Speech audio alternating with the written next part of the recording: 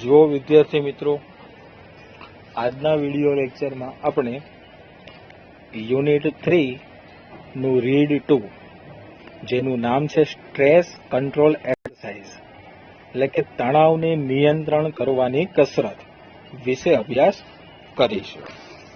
તો જો સૌથી પહેલી કસરત તમને આપેલી છે short meditation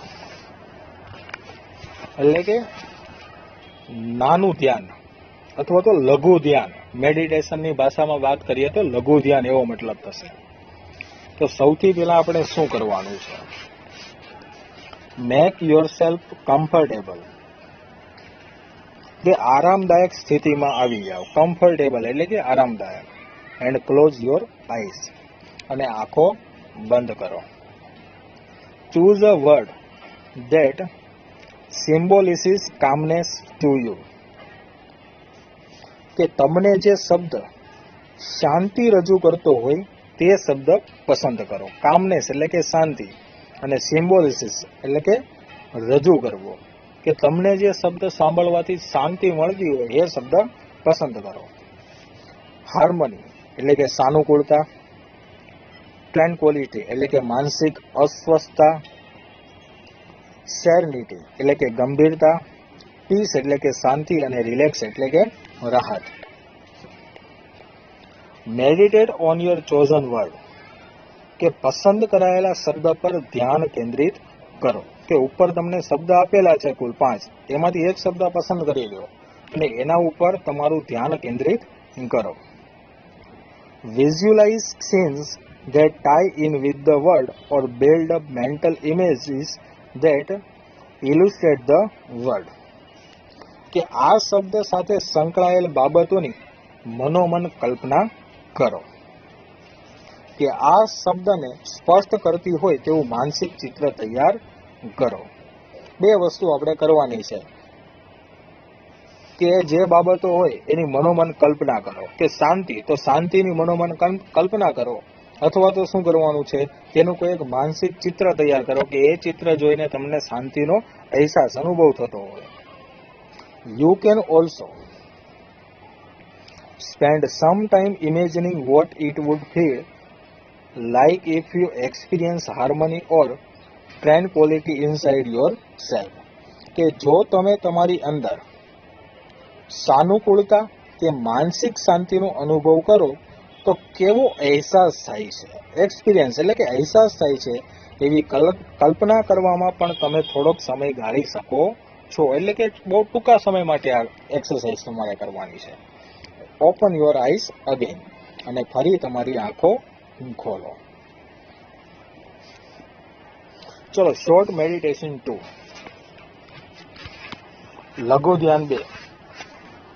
Pick a material such as dress fabric, a stone, a piece of wood or anything else that appeals to you. કે ડ્રેસ ફેબ્રિક એટલે કે ડ્રેસનું કાપડ. સ્ટોન એટલે કે પથ્થર. પીસ ઓફ વુડ લાકડાનો ટુકડો, અથવા તો તમને ગમે તે કોઈ પણ એક પદાર્થ લઈ લો.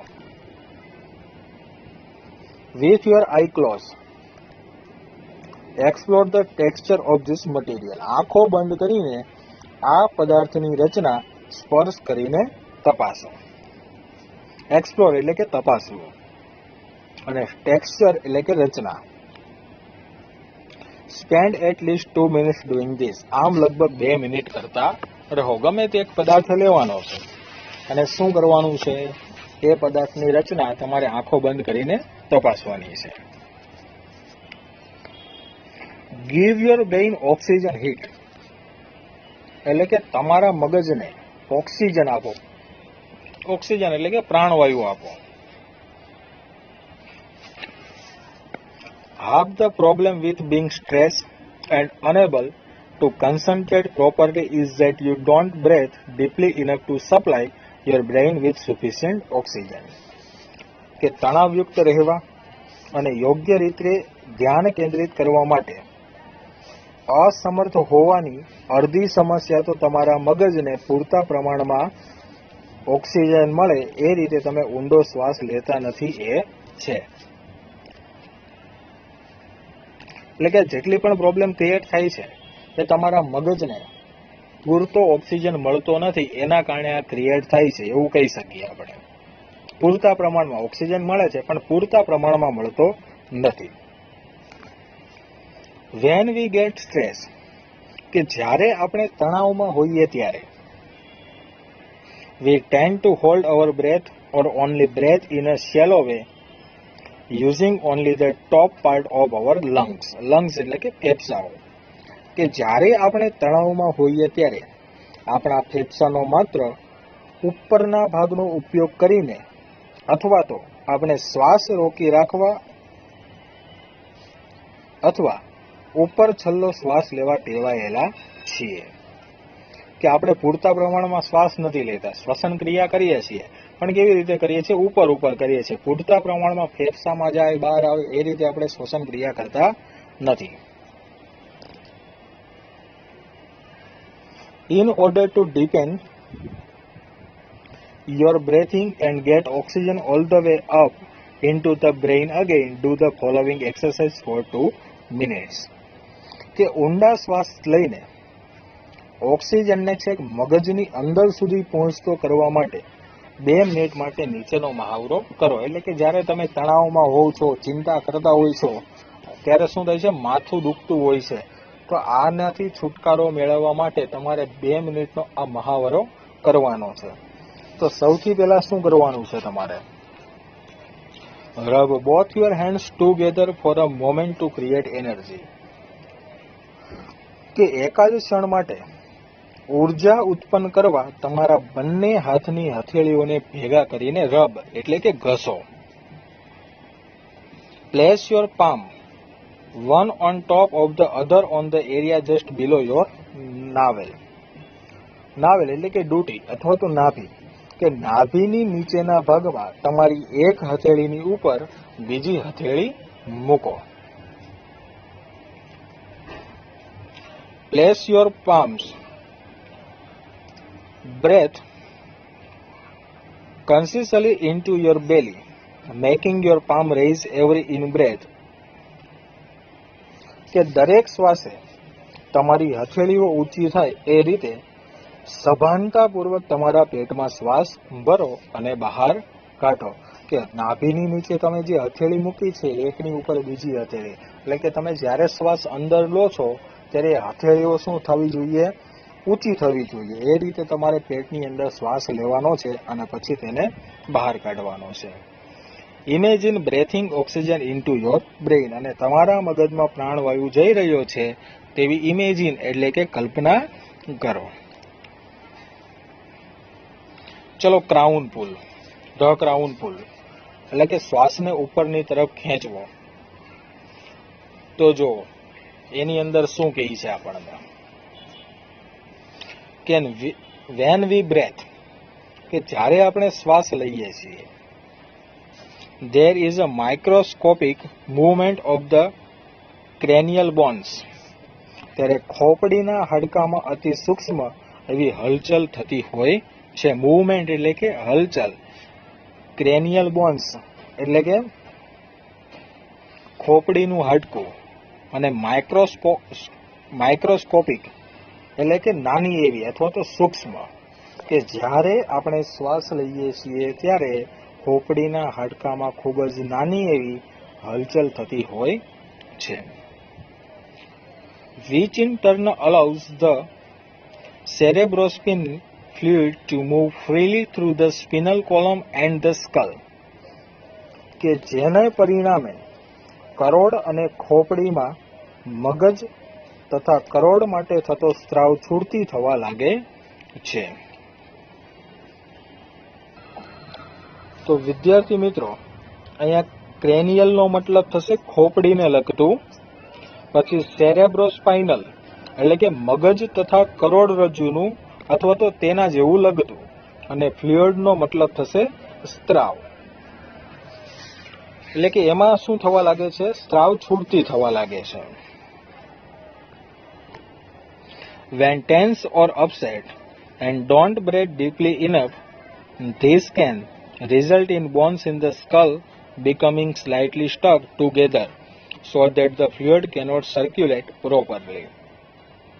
જ્યારે તણાવમાં હોઈએ કે અશાંત હોઈએ ત્યારે પૂરતા પ્રમાણમાં આપણે ઊંડો શ્વાસ લેતા નથી, જેના પરિણામે ખોપડીના હાડકાં સહેજ ચોંટી જાય છે. સ્લાઇટલી સ્ટક એટલે કે સહેજ ચોંટી જાય છે, જેથી પ્રવાહી યોગ્ય રીતે ફરી શકતું નથી.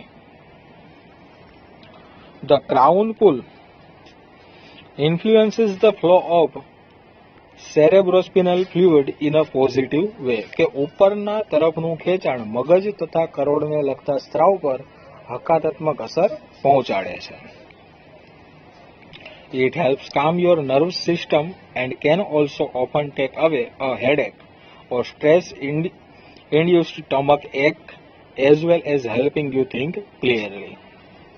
તે તમારા ચેતાતંત્રને સ્વસ્થ કરે છે, માથાનો દુખાવો કે તણાવને લીધે થયેલ પેટના દુખાવાને પણ દૂર કરે છે અને તમને સ્વસ્થપણે વિચારવામાં પણ મદદ કરે છે. કે એના માટે શું કરવાનું છે કે place both of your hand with your fingers like combs on top of your head so that your little finger are touching your hairline at the front. કે તમારી નાની આંગળીઓ આગળના ભાગે વાળની કોરને અડે તે રીતે કાસકાની જેમ ફેલાવી તમારા બંને હાથ તમારા માથાના ઉપરની ભાગે રાખો. લિટલ ફિંગર એટલે કે નાની આંગળીઓ. Firmly press down onto your scalp and pull your fingers away from the midline, combining outwards with each hand. કે તમારા તાળવા પર જોરથી દબાવો એટલે કે માથાનો ઉપરનો ભાગ એના પર જોરથી દબાવો અને બંને હાથે બહારની તરફ વાળ ઓળતા હોય તે રીતે મધ્ય ભાગમાંથી તમારી આંગળીઓને હટાવી લો.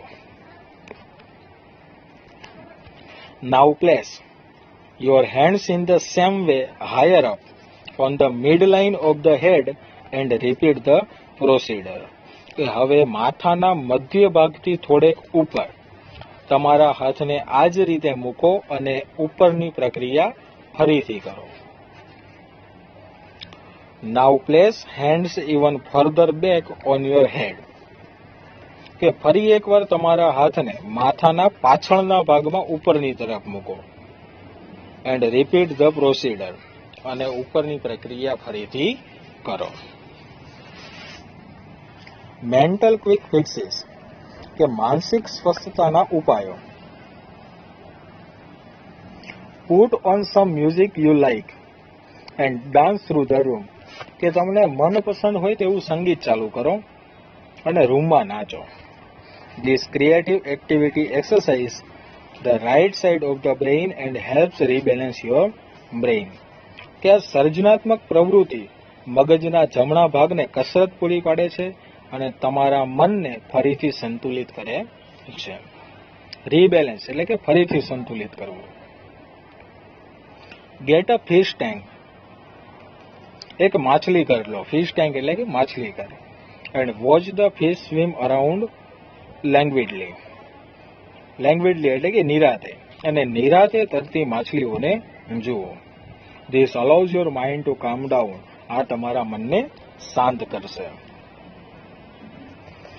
Right down all your worries. કે તમારી બધી ચિંતાઓને લખો એટલે કે એક કાગળમાં લખી નાખો.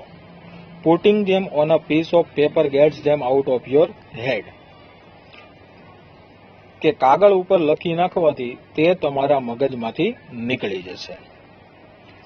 Get out into nature and walk. Nature એટલે કે પ્રકૃતિમાં નીકળી જાઓ અને ચાલો. Concentrate on what is right now rather than what might happen tomorrow.